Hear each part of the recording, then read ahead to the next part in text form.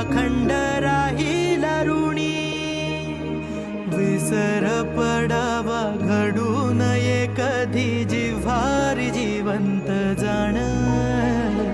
दारात तुळस कौलारू कळस देवाऱ्यात तुझा मान,